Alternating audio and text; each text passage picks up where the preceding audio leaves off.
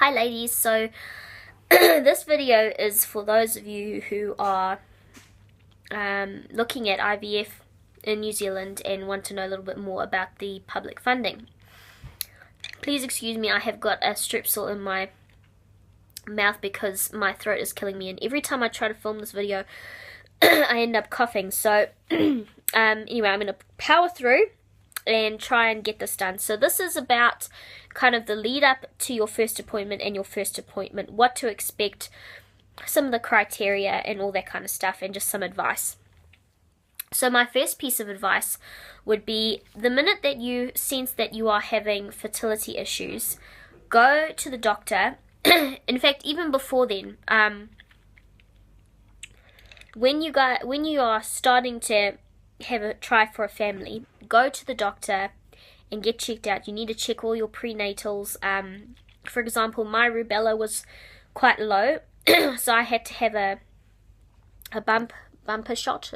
booster shot for that, to make sure that if we did get pregnant that there wouldn't be any side effects or anything that could be passed down to the baby. So make sure you get all that done. And it will also help eliminate, I guess a lot of us infertile people would love to tell people that are TTC to go and get checked out from the get-go and just get all your things checked. Go get your sperm checked, go get your ovaries checked.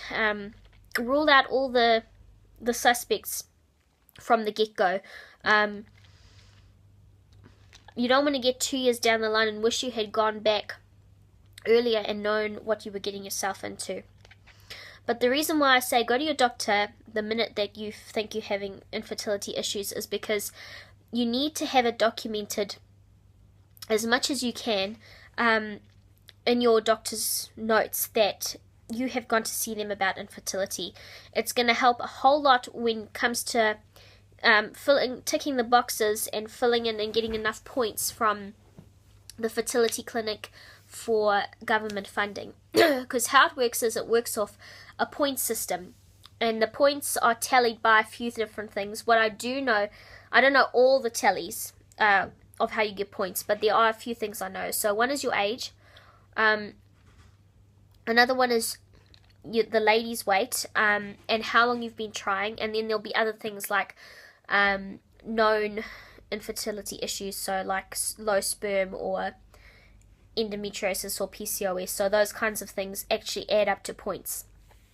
But one of the criteria is how long you've been trying. Now, at the point where we got our funding, we had been trying for 2.5 years. So, that was really in our favor, that we had documented that we'd been seeing our doctor and we'd been trying to get pregnant.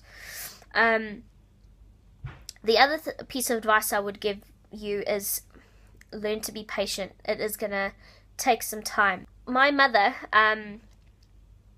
reckoned that I had endometriosis just from how my periods and stuff go. And I got referred to a gynecologist who did a laparoscopy and checked all my tubes and everything at the same time. And he then so that was in July of 2012, and then we got our letter from Fertility Plus saying we'd got an appointment in October of 2012. Our first appointment wasn't until March 2013. So you can see how it takes a long time to get anywhere. And that was just for the first appointment. What to expect from that first appointment? Don't have high hopes. Now, I have a feeling, and I sense that when you go to that first meeting, it's not about, this is so exciting, you guys have so much to look forward to, all this exciting stuff that we got later on down the track when we had been approved and everything like that.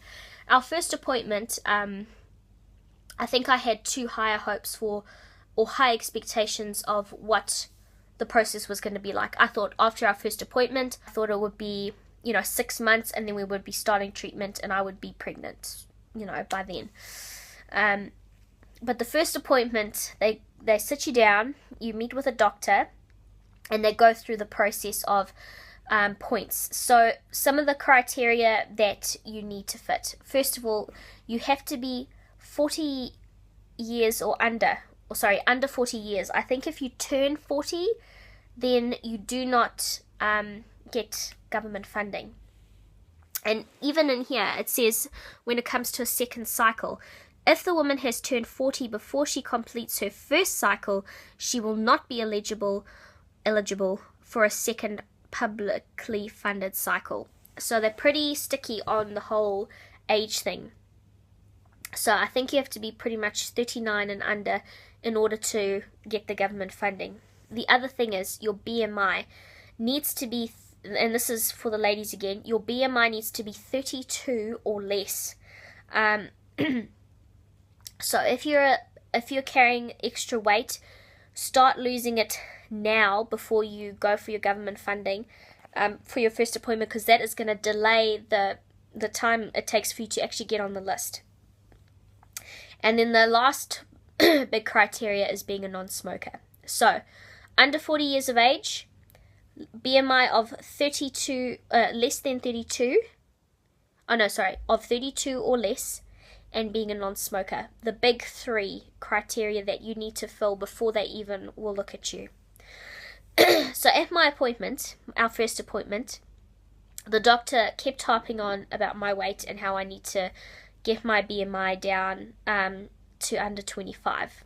That was really hard for me because I was already kind of really nervous and anxious, and having this doctor harp on about something that is really hard for ladies to hear was really difficult for me to process. The other thing that I didn't know going in is that the waiting list is a year. It's not 6 months, it's not even 9 months, it's 1 year, ladies. That's how long it takes. So we went for our first appointment in March. We were lucky enough to get, or blessed enough to get on the waiting list straight away because we qualified with all our points and everything, and we started treatment in March of this year. It takes a year.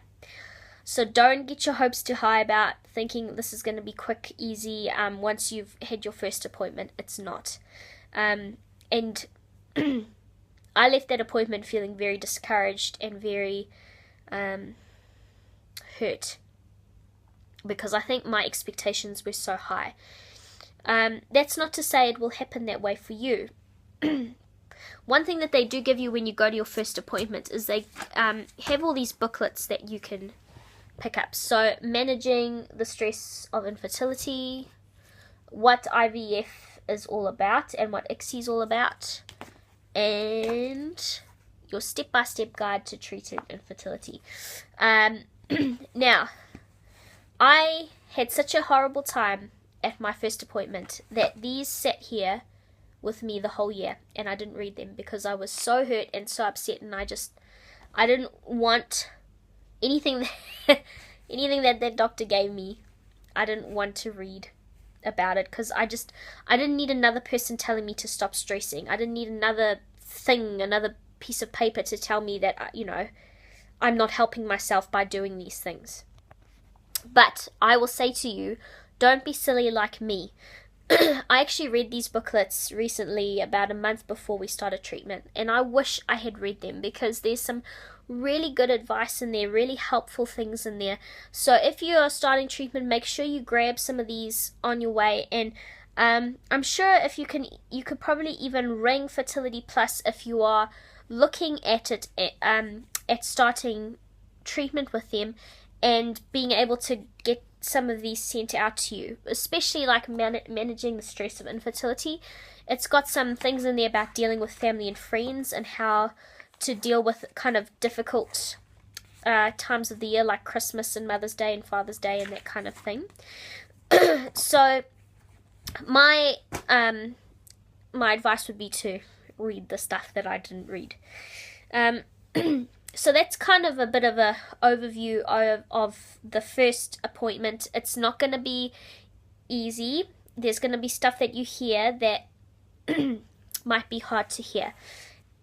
The other thing I would say, and one of the things that the doctor told us when we were there, was that even though you've been trying for X amount of time and you've got X amount of issues, might not mean that you don't get funding. It might mean that, for example, we went in for our appointment in March, but we might not have had enough points in March, but because of how long we'd been trying, we might get on the list in October, and so it would be a year from October, for example. Now that might be you. It might be a no for now, but it's a not yet. It's not a complete no. So don't be completely discouraged if the first time they contact you and tell you you're not on the list. It doesn't mean it's a complete no. Just to be aware of all these things. Be aware of the fact that it's going to take time. It's not going to be a quick fix. I know you've been waiting long. I know my heart goes out to you because I'm been in the same boat. I am still in the same boat. But it is so worth going for it and knowing that it's coming down the road, and just relying on the fact that it'll happen. So I'm going to leave it there. If you have any other questions about the first appointment, hopefully this was helpful. I feel like it was all over the place, and I apologize for that. But if there's any other questions that you have about the first appointment, write them down below and I will try and respond to them. So one thing I will add in this video is the timeline, so what you can expect. So you have your doctor or a gynecologist refer you to Fertility Plus. They will then contact you and let you know that you have been referred, and then they will make your first appointment. And the time in between the referral and your appointment could be up to 5-6 months. Then you will have your first appointment where they will assess you. They'll want more sperm samples, more blood tests from you ladies, just sperm samples from the men, blood tests from the ladies.